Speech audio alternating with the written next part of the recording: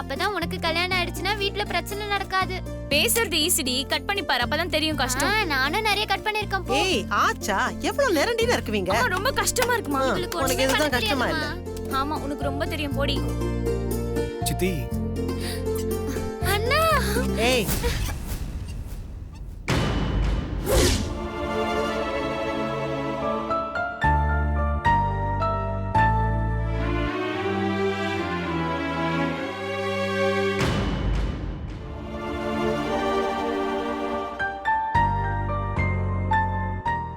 சித்தி.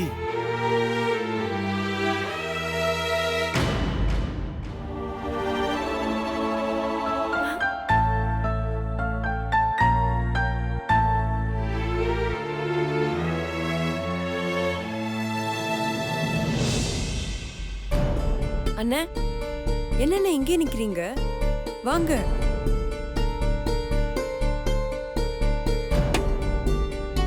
அம்மா,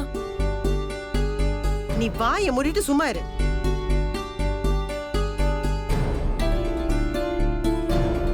அம்மா, அண்ணன் கல்யாணம் பண்ணி முதல்ல அண்ணியை அழைச்சிட்டு வந்திருக்காம்மா. உள்ள வான்னு கூப்பிடுமா. ஏய் நீ பேசாம ரெடி.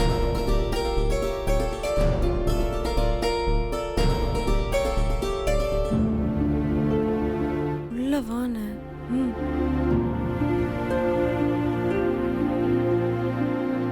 சித்தி, உங்களை பார்க்க தான் நாங்க வந்திருக்கோம். என்ன பார்க்க எதுக்குப்பா இவ்வளவு தூரம் வந்தீங்க? நாங்க தான் பெரிய திருட்டு கும்பலாச்சே. ஏன் சித்தி இப்படி பேசுறீங்க? இத நான் சொல்லலப்பா, உன் கூட பிறந்த உன் தங்கச்சி தான் சொன்னான்.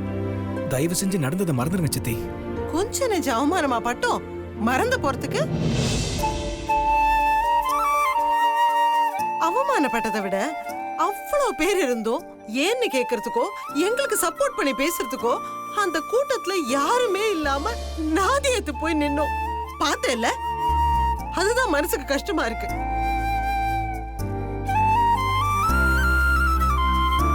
யாரோ மாதிரி இல்ல எல்லாரும் நின்னீங்க. உங்களை நம்பித்தானே நாங்க வந்தோம். நேத்து பிறந்த ஒரு சின்ன புள்ள எங்களை அந்த பேச்சு பேசுறா. யாராவது வாயை திறந்து ஒரு வார்த்தை கேட்டீங்களா? சித்தி, நீங்க கோவப்படுறதுல நியாயம் இருக்கு சித்தி. ஆனா அவ சின்ன பிள்ளைத்தனமா ஏதோ பண்ணிட்டா சித்தி. நீங்க தூக்கி வளர்த்த பொண்ணு சித்தி அவ. தயவு செஞ்சு அவளை மன்னிச்சு விட்டுருங்க. யாரு அவ? தெரியாம பண்ணாளா? எல்லாத்தையும் பிளான் பண்ணி செஞ்சிருக்கா. அவ செஞ்ச காரியம் என்னன்னு உனக்கு தெரியுமா? மா,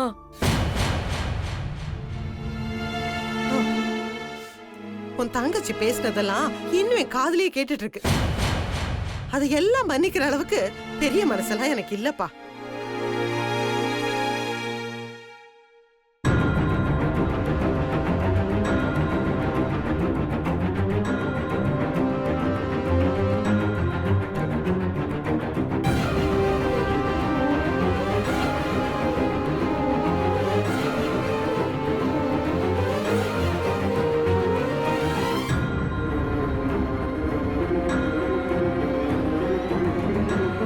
உள்ளவாம்மா.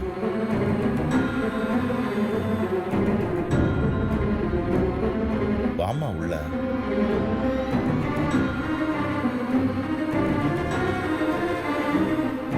சக்தி. ஐஸ்வர்யா, உள்ள வா.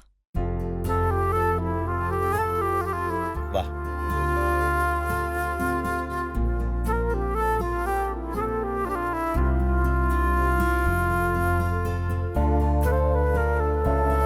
சித்தி, என்ன மன்னிச்சிடுங்க சித்தி. நான் செஞ்சது எல்லாமே தப்புதான். அறிவே இல்லாம நடந்துக்கிட்டேன். நான் ஏன் அப்படி நடந்துக்கிட்டேன்னு இது வரைக்கும் எனக்கே தெரியல சித்தி. நான் செஞ்ச தப்புக்கு உங்க கால்ல விழுந்து மன்னிப்பு கேட்கிற தகுதி கூட எனக்கு இல்ல சித்தி. சித்தி, என்ன மன்னிச்சிடுங்க சித்தி. என்ன பண்ற? ஐயோ, என்னடா என்னடா நீ என் கால போய் விழுந்துகிட்டு?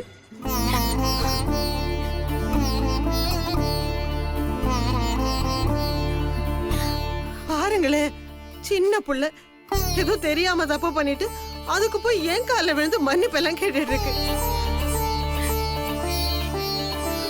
உனக்கே தெரியாம நடந்திருக்குன்னா யார் கண்ணோ பட்டுதாம்மா இப்படி எல்லாம் ஆயிருக்கும். நீ அழாத. என்ன எல்லாரும் அப்படியே வேடிக்கை பார்த்துட்டு நின்னுட்டு இருக்கீங்க? கல்யாணத்துக்கு அப்புறம் மாப்பிள்ளையும் பொண்ணு மொத தடவை நம்ம வீட்டுக்கு வந்திருக்காங்க. இவங்களுக்கு விருந்து வைக்க வேண்டாமா? போங்க போய் ரெடி பண்ணுங்க. நான் தான் பைத்தியக்காரி.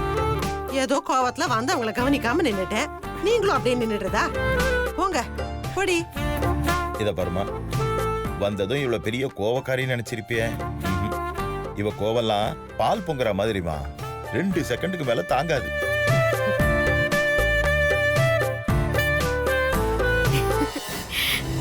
நான் நிஜமாவே மன்னிப்பு கேட்டேன்னு நினைச்சிட்டீங்களா? இந்த ஐஸ்வர்யா காரணம் இல்லாம மன்னிப்பு கேட்க மாட்டா. என்னங்க நீங்க என்ன பண்றீங்கன்னா, டக்குன்னு கடைக்கு போய் பொண்ணு மாப்பிளைக்கு ஒரு நல்ல ட்ரெஸ் வாங்கிட்டு வாங்க. விருந்து முடிஞ்சது கொடுத்து அனுப்பணும். அப்படியே ஐஸ்வர்யாக்கும் நல்லதா ஒரு ட்ரெஸ் வாங்கிட்டு வாங்க. சித்தி, எனக்கு வேண்டாம் சித்தி. எத்தனை வருஷம் கழிச்சு எங்க வீட்டுக்கு வந்திருக்க, உன்னை வெறும் கையோட அனுப்பிடுவேனாக்கும். அடடா நின்னுட்டே இருக்கீங்களே, வாமா வந்து உட்காரு. வாடா காத்து, உட்காருங்க. மீனாட்சி நின்னுட்டே இருக்க, போய் சமையல் ஆரம்பிடா. வர. சரிம்மா சரிம்மா. அனு, நீ என்ன பண்ற? அண்ணாச்சி கடைக்கு போய் பாயசத்துக்கு தேவையான சேமியா, முந்திரி, திராட்சை எல்லாத்தையும் கொஞ்சம் கரெக்டா வாங்கிட்டு வா. அம்மாடி, நீ ஒண்ணும் தப்பா எடுத்துக்காத. அன்னைக்கு நடந்த விஷயம் அப்படி. ஐயோ அத்தை, பரவாயில்ல அத்தை, விடுங்க. நடந்த எதையும் நான் மனசுல வச்சுக்கல.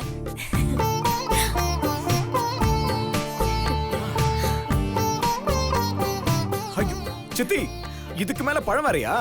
சான்ஸே இல்ல. வயிறு ஃபுல்லா சாப்பிட்டு திம்முன்னு இருக்கு. எனக்கும் தான் அத்தை, சாப்பாடு ரொம்ப டேஸ்டா இருந்ததுனால நான் லிமிட்டை தாண்டி நிறைய சாப்பிட்டுட்டேன். இவர் அடிக்கடி உங்க சமையலை பத்தி சொல்லுவாரு. ஆனா இவர் சொன்னதை விட இன்னும் சூப்பரா இருக்கு உங்க சமையல். சரி சரி, பேசிட்டே இருங்க. பால் பாயசம் மட்டும் ரெடி ஆயிட்டு இருக்கு. ஐயோ அத்தை, வேண்டாம் அத்தை. அத மட்டும் வேணான்னு சொல்லவே கூடாது. இருங்க வந்துடுறேன். ஆமாண்ணே, ஹனிமூனுக்கு எங்க போறதா பிளான்? அதுக்கெல்லாம் ஏது டைம்? நெட்வொர்க் பிரான்ச் ஒன்னு சென்னையில ஓபன் பண்ண போறேன். அதுக்கான வேலையே தலைக்கு மேல இருக்கு. அதனால எங்கேயுமே நகர முடியாது. நெட்வொர்க் பிரான்ச்சா? அப்ப நான் ஃப்ரீயாவே டாப் அப் பண்ணிக்கலாம்லனா? டாப் அப்பா? உனக்கு லைஃப் டைம் ஃப்ரீ போஸ்ட்பெய்ட் கார்டே கொடுத்துறேன். நீ பாட்டுக்கு பேசிக்கிட்டே இருக்கலாம். சூப்பர்ண்ணா. அப்புறம் சக்தி, நீ ஏதோ இன்டர்வியூ அட்டெண்ட் பண்ண போறேன்னு சொல்லிட்டு இருந்தியே, செலக்ட் ஆயிட்டியா? நான் தான் செலக்ட் ஆயிருக்கணும். ஒரு முட்டாள்னால மிஸ் ஆயிடுச்சு. யார் அது? ஐயோ, அண்ணி வேற இருக்காங்க. இப்ப சொன்னா எல்லாருக்கும் சங்கடமாயிடும். வேணாம். அது யாருன்னே தெரியல. திடீர்னு வந்து எல்லாத்தையும் கெடுத்து விட்டு போயிட்டான். சரி, அதுக்காக நீ ஒன்னும் ஃபீல் பண்ணிக்கிட்டு இருக்காத.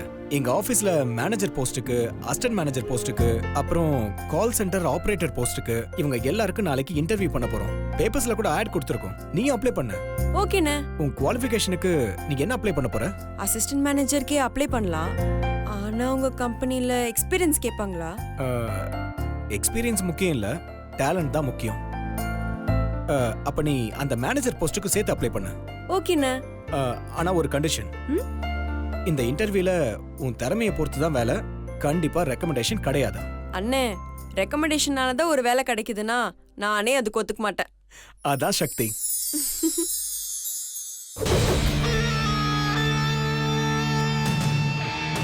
இப்போ ஆரம்பிக்கிறேன் ஆட்டத்தை. சித்தி, இங்கே வந்துட்டியாடா? உனக்காதான் பால் பாயசமே பண்ணேன். சின்ன வயசுல இருந்து உனக்கு தானே ரொம்ப பிடிக்கும். இந்தா.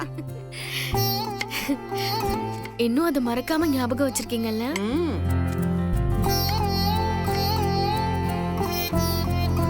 சித்தி, பாயசம் சூப்பரா பண்ணிருக்கீங்க.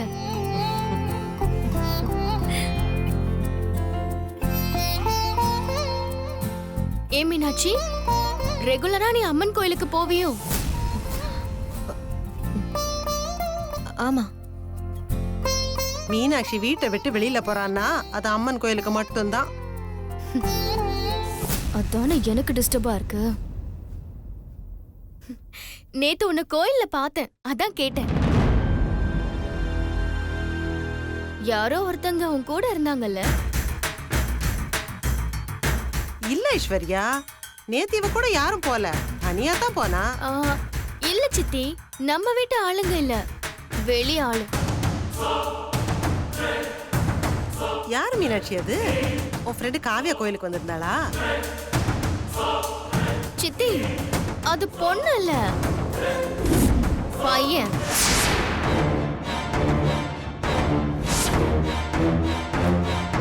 யாரு மீனாட்சி அது? சித்தி மீனாட்சிக்கு அது யாருன்னே தெரியாது.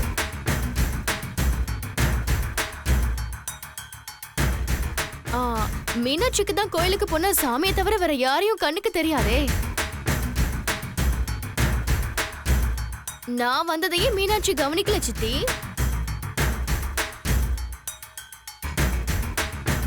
மீனாட்சி பின்னாடி ஒரு பையன் சுத்திட்டு இருந்தா சித்தி. ஆனா மீனாட்சி அவனை கவனிக்கவே இல்ல. அவனை பார்த்தா கோயிலுக்கு சாமி கும்பிட வந்தவ மாதிரியே தெரியல. யாரு அவன்? சித்தி அதான் மீனாட்சி பார்க்கலன்னு சொல்றேன்ல, அப்புறம் யாருன்னு கேட்டா மீனாட்சிக்கு எப்படி தெரியும்? இனிமே கோயிலுக்கு மீனாட்சியை தனியாலாம் அனுப்பாதீங்க. அங்கெல்லாம் வெறும் பொறுக்கி பசங்களா வர ஆரம்பிச்சிட்டாங்க. ஏண்டி கோவிலுக்கு போனா அக்கம் பக்கம்லாம் யார் இருக்காங்கன்னு பார்க்க மாட்டியா நீ? இனிமே கோயிலுக்கே போக வேணாம். ஐயோ சித்தி, அதுக்குன்னு இப்படி சொன்னா எப்படி? மீனாட்சி வெளியில போறதே கோயிலுக்கு மட்டும் தானே நீங்க தான் சொன்னீங்க. கோயிலுக்கு போறது தப்பு இல்ல சித்தி. போகும்போது கூட யாரையாவது கூட்டு போக சொல்லுங்க. அதுக்கு இல்லம்மா, இப்ப நீ பார்க்க போய் எந்த பிரச்சனையும் இல்ல. இதே மாப்பிள்ளை வீட்டுக்காரங்க யாராவது பாத்திருந்தா ஏதாவது பிரச்சனை வந்துடாது? சித்தி மீனாட்சிய பொண்ணு பார்க்க வராங்களா? என்கிட்ட சொல்லவே இல்ல. நீ திடுதிப்புன்னு வந்து நின்னதுல சொல்ல மறந்துட்டேன். கிட்டத்தட்ட இந்த சம்பந்தமே முடிஞ்ச மாதிரிதான். நாளைக்கு இவளை பொண்ணு பார்க்க வராங்க.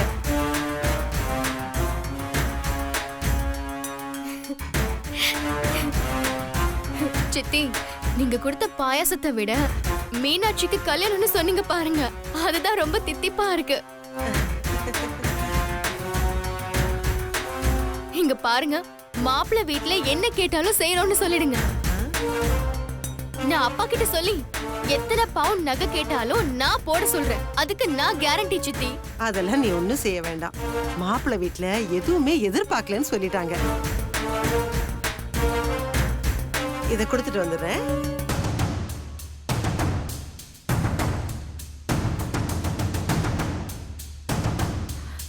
ஐயோ என்னாச்சு மீனாட்சி? ஓ கோயிலுக்கு போறதுல பிரச்சனை வந்துடுச்சுன்னா நீ தனியா கோயிலுக்கு போறது நல்லது இல்லல்ல. அது எனக்கு பிரச்சனை தானே. உனக்கு பிரச்சனை தானே. அதான்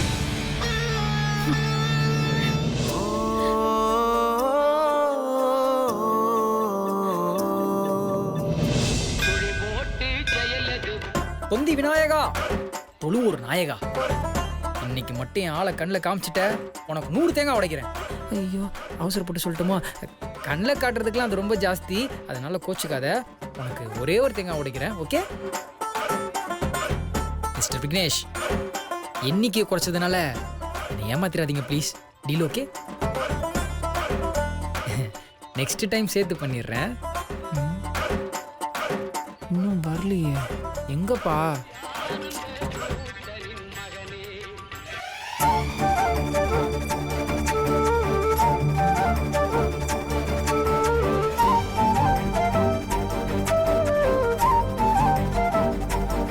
விநாயகரே, உன் கருணையே கருணை.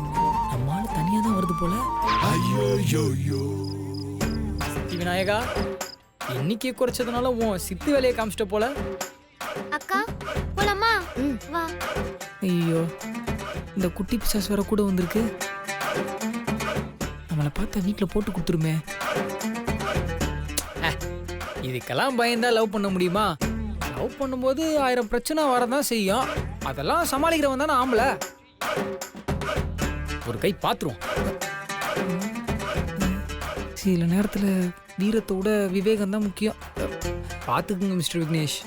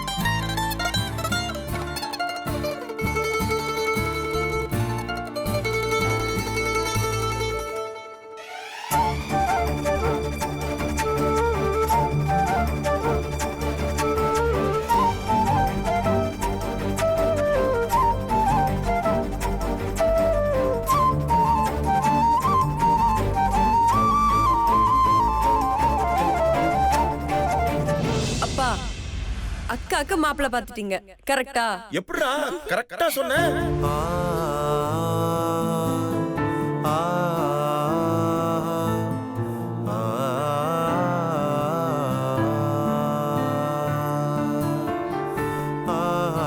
படி. அக்கா என்னக்கா இவ்ளோ வேகமா எடுத்துட்டு போற? நீ தானக்கா சொல்லுவ கோயில சுத்தம்போது ஸ்லோவா சுத்தணும்னு. இப்ப நீயே வேகமா எடுத்துட்டு போனா எப்படி? சொன்னா கேளு, பேசாம கூட வா. இவ்ளோ வேகமாலாம் என்னால வர முடியாது. கைய விடு. அக்கா ஸ்பீடாலாம் என்னால சுத்த முடியாதுக்கா. வேணா நீயே போய் சுத்து போ. வாடி. முடியாது போ. நீயே போ.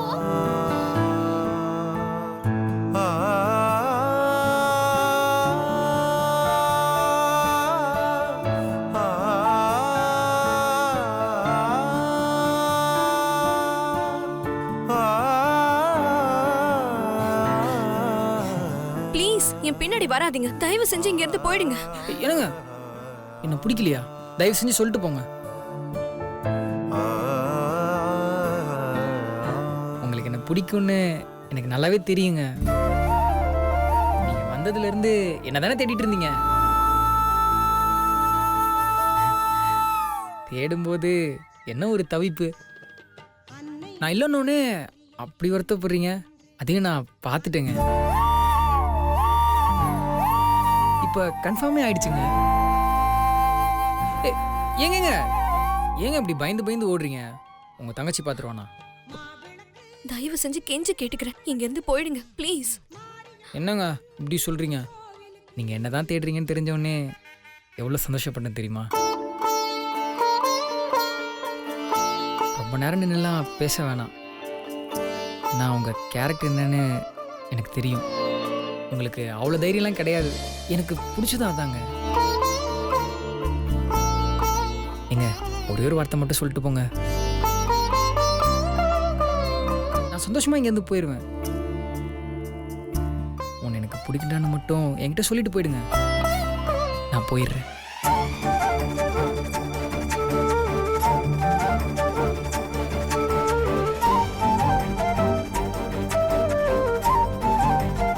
அக்கா என்னக்கா அதுக்குள்ள சுத்தி முடிச்சிட்டியா? ஆமா வா போலாம்.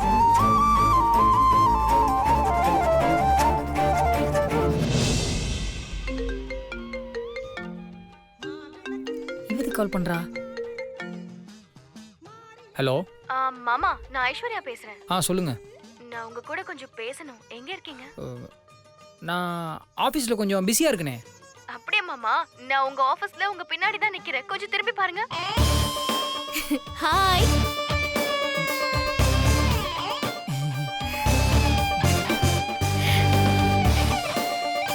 மாமா போய் சொல்லி மாட்டிக்கிட்டோமேனு கில்ட்டி ஆகாதீங்க. நான் இதை ஒன்றும் பெருசா எடுத்துக்கல. நான் எதுக்கு கில்ட்டி ஆகணும்? எதிரில் வச்சுக்கிட்டே ஃபோன் பண்ணது உங்கள் தப்பு. நேரில் வந்து பேசியிருக்கணும். நான் சும்மா விளையாட்டுக்கு பண்ணேன். நானும் விளையாட்டுக்கு தான் போய் சொன்னேன். நீங்க எப்பவுமே இப்படி ஃபன்னா இருக்கீங்களே, இதுதான் எனக்கு ரொம்ப பிடிச்சிருக்கு. சரி டைம் ஆயிடுச்சு, நான் கிளம்புறேன். உங்ககிட்ட பேசணுங்கிறதுக்காக தான் நான் வந்தேன். கிளம்புறேன்னு சொல்றீங்க. சரி சொல்லுங்க, என்ன பேசணும்? கையில கலாக்காய வச்சுக்கிட்டு பலாப்பழத்துக்கு ஆசைப்படுறவங்கள பாத்திருக்கேன். நீங்க என்னடானா பலாப்பழத்தை கையில வச்சுக்கிட்டு கலாக்காய்க்கு ஆசைப்பட்டுட்டு இருக்கீங்களே. பிடிச்சது தானேங்க சாப்பிட முடியும். எனக்கு கலாக்கா தான் பிடிச்சிருக்கு, பலாப்பழத்தை பிடிக்கல. ஈஸியாக கிடைக்குதுன்றதுக்காக பிடிக்காததை சாப்பிட கட்டாயப்படுத்தக்கூடாதுங்க. மாமா, நான் உங்ககிட்ட நேரடியாவே சொல்றேன். எனக்கு உங்களை ரொம்ப பிடிச்சிருக்கு. நான் உங்களை கல்யாணம் பண்ணிக்க ஆசைப்படுறேன்.